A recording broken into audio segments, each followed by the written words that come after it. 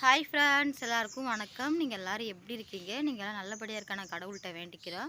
Odisha member எல்லாருக்குமே ஜெய் ஜெகநாத் நமஸ்கார். எனக்கு நீங்கள் சப்போர்ட் பண்ணுங்கள். நீங்கள் சப்போர்ட் பண்ணால் எனக்கு கொஞ்சம் ஹெல்ப்ஃபுல்லாக இருக்கும். என்னோடய வீடியோ நீங்கள் இப்போ தான் ஃபஸ்ட் டைம் பார்க்குறீங்கன்னா ப்ளீஸ் லைக், ஷேர், சப்ஸ்கிரைப் பண்ணிட்டு பாருங்கள் guys. உங்கள் ஃப்ரெண்டுக்கும் உங்கள் ரிலேட்டிவ்க்கும் என்னோடய வீடியோ நீங்கள் ஷேர் பண்ணுங்கள். நீங்கள் ஷேர் பண்ணாலும் எனக்கு கொஞ்சம் ஹெல்ப்ஃபுல்லாக இருக்கும். இன்றைக்கி வந்து என்னோடய அக்காவுக்கு வந்து பர்த்டே. ஹாப்பி பர்த்டே அக்கா. அந்த அக்கா பேர் வந்து குட்டிமா. குட்டிமான்னு கூப்பிடுவோம் வீட்டில். உண்மையான பேர் வந்து என் வாயில் நுழையாது எனக்கு. நானே ஒரு வளரு வாய், அவங்க பேர் எனக்கு சுத்தமாக வாயில் வராது. ஹாப்பி பர்த்டே அக்கா, நீங்கள் எப்பவுமே சந்தோஷமாக இருக்கணும், நீங்கள் 100 வருஷம் நல்லா இருக்குன்னு சொல்லி அந்த கடவுள்கிட்ட நான் வேண்டிக்கிறேன். எங்கள் அக்கா போல் எனக்கு யாராருக்கெல்லாம் பர்த்டேவே அவங்களுக்குலாம் விஷ் பண்ணுறேன். எல்லாருக்குமே ஹாப்பி பர்த்டே. கமலில் சொல்லியிருந்தீங்க ஒரு சிஸ்டர், பாப்பா வந்து வீடியோவில் அதிகமாக காட்டாதீங்க சிஸ்டர், எவ்வளோ டைம் சொல்கிறது அப்படின்னு சொல்லி மெசேஜ் பண்ணியிருந்தீங்க இன்ஸ்டாகிராமில். பாப்பா வந்து நான் காட்டுறதுக்கு வந்து நேற்று ஒரு ரீசன் சொல்லியிருப்பேன். அம்மாக்காண்டி தான் நான் பாப்பாவை நான் காட்டுவேன். சரி ஓகே, அதுக்கப்புறம் நான் பாப்பாவை அதிகமாக காமிக்க மாட்டேன் வீடியோவில். எப்படின்னா ஒரு வாரத்துக்கு ஒன் டைமில் வீடியோவில் நான் காமிச்சிக்கிறேன். அதிகமாக நான் பாப்பாவை அதுக்கப்புறம் நான் காமிக்க மாட்டேன்.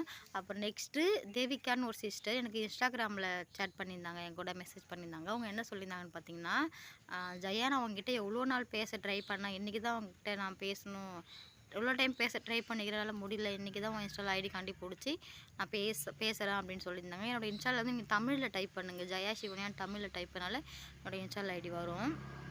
யாரெல்லாம் என்கிட்ட பேசணும்னு நினைக்கிறேன் என்கிட்ட வந்து இன்ஸ்டாவில் பேசுங்க, உங்களுக்கு எல்லாருக்குமே நானுமே ரிப்ளை பண்ணுறேன். என்ன என்கிட்ட கொஸ்டின் கேட்கணும், என்ன இது கேட்கணும் அப்படின்னு சொல்லிட்டு என்கிட்ட நீங்கள் இன்ஸ்டாவில் வந்து பேசுங்க, உங்களுக்கு நான் இன்ஸ்டாவில் எல்லாம் பேசுகிறேன், ரிப்ளை பண்ணுறேன் எல்லாருக்குமே.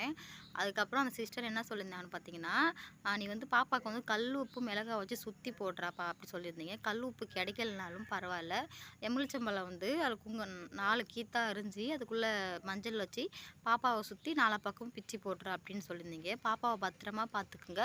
நீங்கள் வந்து அதிகமாக தண்ணியில் இருக்காதீங்க, நீங்கள் அதிகமாக வேலை செய்யாதீங்க, நீங்கள் தண்ணியில் அதிகமாக இருந்தால் பாப்பாவுக்குமே சளி பிடிக்கும் அப்படின்னு சொல்லியிருந்தீங்க. நான் வேலை பார்க்காம இருக்க முடியாது, ஏன்னா மாமியார் வந்து வயல் வேலைக்கு போகிறாங்களா, அவங்க மட்டும்தான் கஷ்டப்படுறாங்க. ரொம்ப கஷ்டமாக இருக்கும் அவங்கள பார்த்தாலே எனக்கு. அவங்க வயல் வேலை அவ்வளோ வேலை பார்த்துட்டு வீட்டுக்கு வந்து வேலை பார்த்தா அவங்களுக்கே ஒரு மாதிரி கஷ்டமாக இருக்கும்ல.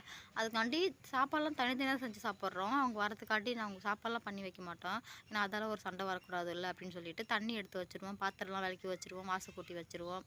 அதுக்கப்புறம் ஆடு மாடு இருக்குல்ல, அது எல்லாமே க்ளீன் பண்ணிவிட்டு ஆடு மாடு தண்ணி கட்டிடுவோம், கட்டி போட்டு இந்த மாதிரி தான் நான் பார்க்குறேன். அப்புறம் பார்த்து தான் அவங்கள பார்த்தாலும் எனக்கு ரொம்ப கஷ்டமாக இருக்குது. என்ன அவங்க எப்படி பார்த்துக்கிட்டாங்க, இது ஒரு சின்ன ஹெல்ப், இந்த சின்ன ஹெல்ப் கூட நான் பண்ணால் எப்படி அவங்களுக்கு, என்ன ரொம்ப எவ்வளோ பார்த்துருக்காங்க அவங்க. குறையே சொல்ல முடியாது, ஒன் டைம் வந்தால் ஒரு மாதிரி மாறிடுவாங்க, மற்றபடி என்னோடய மாமியார் நல்லா தான் பார்த்துப்பாங்க என்ன. நேற்று வந்து லாங் வீடியோ போட முடியாத ஒரு சுச்சுவேஷன் ஆகிடுச்சு. என்ன ரீசன் பார்த்தீங்கன்னா, மழை நிறைய நல்லா பேஞ்சிக்கிட்டே இருந்துச்சு, அதனால தான் நேற்று என்னால் லாங் வீடியோ போட முடியல. நேற்று நைட்டு தான் பாப்பா ஒரு எடிட் பண்ணி ஒரு ஷார்ட் வீடியோ போடணுமே அப்படின்னு சொல்லிட்டு. அதுக்கப்புறம் இன்றைக்கி என்ன வீடியோ பார்க்க போகிறேன்னு பார்த்தீங்கன்னா, இன்றைக்கி ரொம்ப ஒரு சேடான வீடியோ தான் பார்க்க போகிறேன். என்னென்னு பார்த்தீங்கன்னா, தயவுசெய்து யாருமே வாழ்க்கையில் தப்பான முடிவு எடுக்காதீங்க, பின்னாடி முன்னாடி யோசித்து நல்லா ஒரு முடிவு எடுங்க. இன்றைக்கி அந்த மாதிரி தான் எங்கள் ஊரில், எங்கள் ஒடிசாவில் அந்த மாதிரி தான் ஒரு 2-3 வீடு தள்ளி, ஒரு 4-5 வீடு தள்ளி நினைக்கிறேன். ஹஸ்பண்ட் ஒய்ஃப் ஏதோ சண்டையோ இல்லை மாமியார் மருமகளுக்குள்ள ஏதோ வீட்டில் ஏதோ ஒரு பிரச்சனை, என்ன பிரச்சனை எனக்குமே சரியாக தெரியல.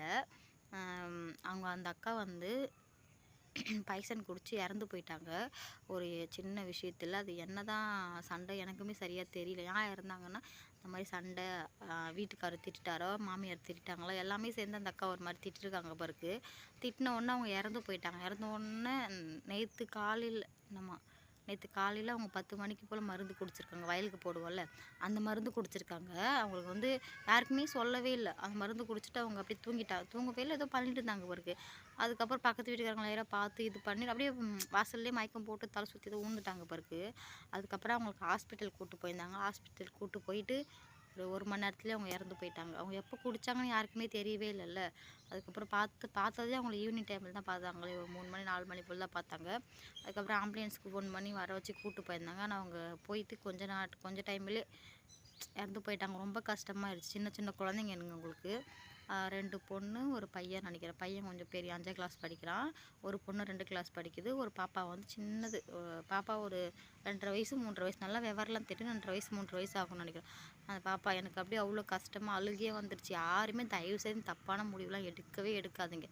நம்ம குழந்தைய நினச்சி பாருங்கள், நம்ம அப்பா அம்மாவை நினச்சி பாருங்கள். ஃபஸ்ட்டு நம்ம குழந்தைய நினச்சி பார்த்தாலே நம்மளுக்கு அந்த தப்பான முடிவே வராது. நம்ம அப்பா அம்மா நினச்சி பார்த்தாலே செகண்ட் அந்த அந்த முடிவே நமக்கு வேணாம், எதையுமே நம்மளால் சாதிக்க முடியும் அப்படின்னு சொல்லிட்டு இருங்க. எனக்கு அத நெனச்சோனே ரொம்ப கஷ்டமாயிடுச்சு. எனக்கு அழுகையே வந்துருச்சு. யாருமே தயவு செய்து அந்த தப்பான முடிவு எடுத்துறாதீங்க. நம்ம இறந்து போயிட்டா நம்ம குழந்தைங்க தான் லாஸ்ட்ல அனாதையா நிக்கும். நம்ம குழந்தைங்க தான் கஷ்டப்படும். ஒரு வேளை சாப்பாடுக்கோ, ஒரு தலை சீவ முடியாது, ஒரு நல்ல ட்ரெஸ்ஸு போட முடியாது. ஒரு எல்லாத்துக்குமே அம்மா ரொம்ப ரொம்ப ரொம்ப முக்கியம். அப்பா இல்லாம கூட இருந்துரலாம். ஆனா அம்மா இல்லாம இருக்கவே முடியாது. அவ்ளோ கஷ்டம் தெரியுமா? உண்மையாலுமே நானே என் கண்ணால நெறைய பேர் பார்த்துக்கிறேன். இங்க ஒடிசான்னு இல்ல தமிழ்நாட்டிலயுமே எங்க ஊர்லாம் ஒருத்தவங்க வந்து இறந்து போயிட்டாங்க. அவங்க ஏதோ ஒரு பிரச்சனைல இறந்து போயிட்டாங்க. சின்ன வயசுலயே இறந்து போயிட்டாங்க. அவங்க அப்பா, அம்மா குழந்தைங்கலாம் சின்ன வயசுல இருக்குதோ, அவ்வளோ கஷ்டப்படுவாங்க. அவங்க ஒரு நல்லதுக்கோ, கெட்டதுக்கோ எதுக்கா இருந்தாலுமே அவ்வளோ ஒரு தீபாவளி, ஒரு பொங்கல் அவ்வளோ கஷ்டப்படுவாங்க. நான் நெறைய பார்த்துருக்கேன் அந்த மாரிலாம். யாருமே தயவு செஞ்சு தப்பான முடிவு எடுக்காதீங்க. நம்ம அப்பா, அம்மாவ நெனச்சாலுமே, நம்ம குழந்தைகள் நெனச்சாலுமே, நம்ம சொந்தக்காரங்கள நெனச்சாலே அந்த தப்பான முடிவு நம்மளுக்கு எடுக்க தோணாது. யாருமே தயவு செய்து தப்பான முடிவு எடுக்காதீங்க.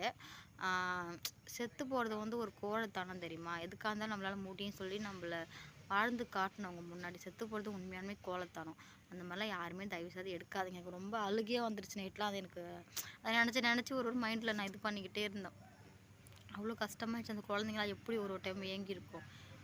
எனக்கு வந்து எங்கள் அப்பா இப்போ நான் பெரிய பொண்ணாகி தான் எங்கள் அப்பா என் கல்யாணம் ஆகி தான் எங்கள் அப்பா இறந்தாரு.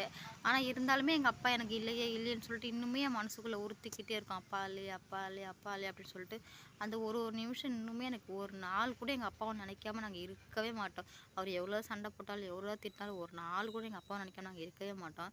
நான் ஃபோன் பண்ணுறேன்லாம் அப்பா அப்பா அப்படி எங்கள் அம்மாட்ட நான் பேசுவேன். எனக்கு அவ்வளோ கஷ்டமாக இருக்குது இன்னுமே. ஆனால் அந்த சின்ன குழந்தைங்களுக்கு என்ன தெரியும்? ஒன்றுமே தெரியுது. சின்ன வயசுல அம்மாவை இறந்துட்டு எவ்வளோ கஷ்டப்பட போகிறாங்கன்னு தெரியல. ஆனால் அவங்கள இன்னும் ஹாஸ்பிட்டல்லேருந்து கூட்டு வரல. ஹாஸ்பிட்டலில் தான் இருக்கிறாங்க. ஆனால் இறந்து போயிட்டாங்க. அந்த மாதிரி போஸ்ட் மார்ட்டம் பண்ணி தான் கூட்டு வருவாங்கன்னு நினைக்கிறேன். ஆனால் இன்றைக்கி யாருமே வரல.